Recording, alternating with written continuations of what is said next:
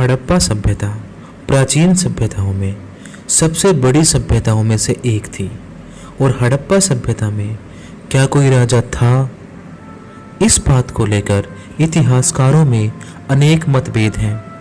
पुरातत्व यानी पुराने जो अवशेष हैं उनसे हमें राजाओं के बारे में कुछ खास संकेत नहीं मिलते।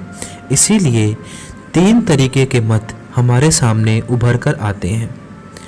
पहले मत के विद्वानों का यह मानना है कि हड़प्पा में बिल्कुल राजा हुआ करते थे और वही पूरे शासन को संभालते थे।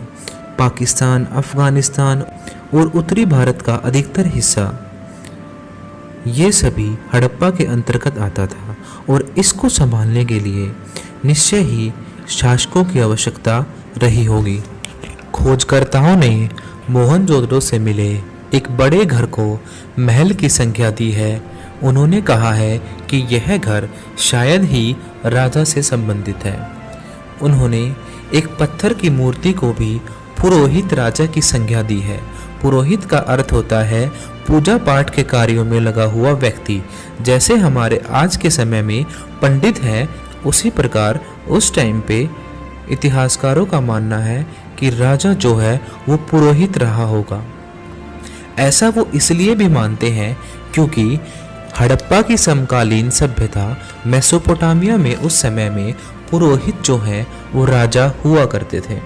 इस बात को साबित करने के लिए इतिहासकार एक और तर्क देते हैं कि इतनी बड़ी सभ्यता है, इसमें हर चीज़ बिल्कुल समान रूप से बनाई गई है, चाहे वह ईंटों का आकार हो, चाहे वह शहरों की बनावट हो, चाहे वह कोई आभूषण हो, चाहे वह स्वाधान के तरीके हों, हर चीज़ में हमें समानता देखने को मिलती है।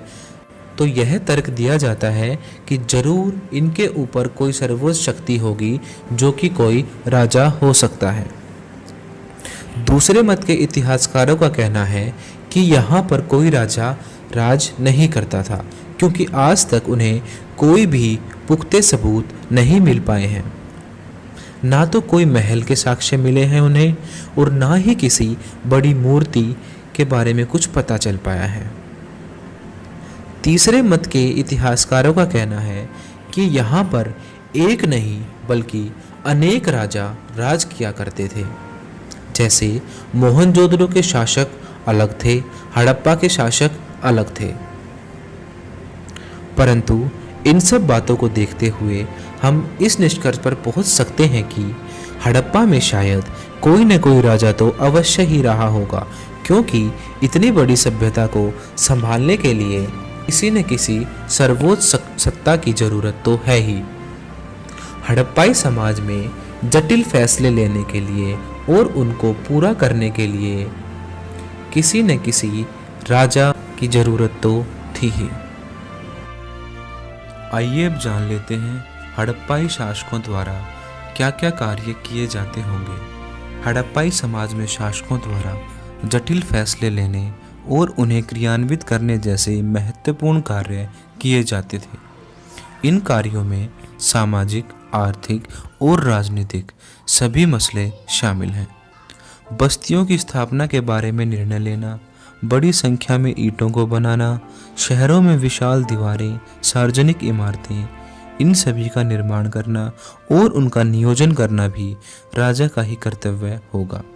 दुर्गों का निर्माण करवाना और दुर्गों के निर्माण से पहले चबूतरों का निर्माण करवाना भी शायद शासक द्वारा ही नियंत्रित होता होगा। लाखों की संख्या में विभिन्न कार्यों के लिए श्रमिकों की व्यवस्था करना भी शासक का ही कार्य होता होगा। इतिहासकारों का मानना है कि हड़प्पाई शासक पुरोहित रहे होंगे, इसीलिए जो भी धार्मिक अनुष्ठान या पूजा पाठ से संबंधित कार्य होंगे वो भी इन्हीं शासकों द्वारा किए जाते होंगे। इन सब कार्यों के अलावा किसी भी विदेशी के आक्रमण से बचाना भी शायद शासक का ही कार्य रहा होगा। परंतु हमें बहुत ही कम सबूत प्राप्त हुए हैं शासकों के बारे में, तो जितनी भी ये सारी बातें हैं इनको केवल एक अनुमान ही कहा जा सकता है।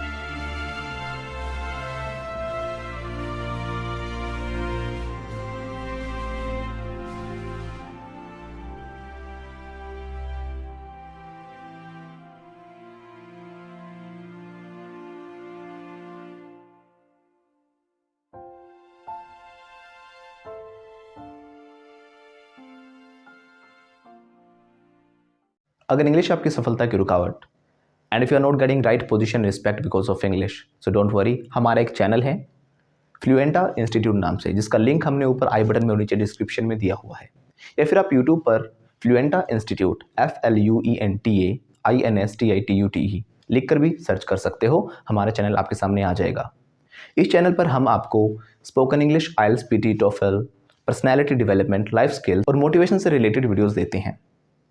और अगर आप हमारे कोर्सेज ज्वाइन करना चाहते हो तो ऊपर दिए गए नंबर पे हमारे काउंसलर्स को कॉल करें और कोर्सेज के बारे में अभी पता करें। लेकिन ध्यान रखना, जो ऊपर नंबर दिए गए हैं ये सिर्फ स्पोकन इंग्लिश डिपार्टमेंट में ही मिलेंगे। बाकी किसी इन्फॉर्मेशन के लिए या क्वेरी के लिए आप इन नंबर पे कॉल बिल्कुल मत करना, क्योंकि ये सिर्फ स्पोकन इंग्लिश रिलेटेड जो हमारा डिपार्टमेंट है वहीं पर आपकी बातें हो पाएंगी। और अगर आप चाहते हो सब्जेक्ट्स की PDF और कोई और इन्फॉर्मेशन, तो आप हमें इंस्टाग्राम पे फॉलो कर सकते हो, जो कि हमने नीचे डिस्क्रिप्शन में दिया हुआ है, या फिर आप सर्च करके भी हमें इंस्टाग्राम पे फॉलो कर सकते हो। हम जितने भी बाकी सोशल मीडिया प्लेटफॉर्म्स हैं हम सभी पर अवेलेबल हैं, आप उन पर भी हमें फॉलो कर सकते हैं। बाकी जो हमारे सब्जेक्ट्स हैं उनकी सभी की वीडियोस हमने प्लेलिस्ट में बिल्कुल सीक्वेंस में डाली हुई हैं। आप जो भी सब्जेक्ट पढ़ना चाहते हो उनकी जो वीडियोज़ हैं प्लेलिस्ट में से सीक्वेंस में ही देखें, जहाँ पर आपको पूरा का पूरा सिलेबस सीक्वेंस में मिल जाएगा। जैसे कि पॉलिटिकल साइंस है, हिस्ट्री है, सिविक्स है, सभी सब्जेक्ट्स हमने अलग अलग से दिए हुए हैं। तो जो हमारे चैनल है फ्लुएंटा इंस्टीट्यूट, वो है स्पोकन इंग्लिश के लिए। बाकी अगर आप सभी सब्जेक्ट्स की जो वीडियोस देखना चाहते हो वो आपको इसी चैनल पर मिलेंगी, फ्लुएंटा फैमिली पर।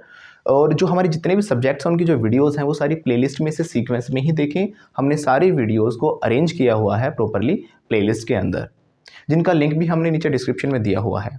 Thank you.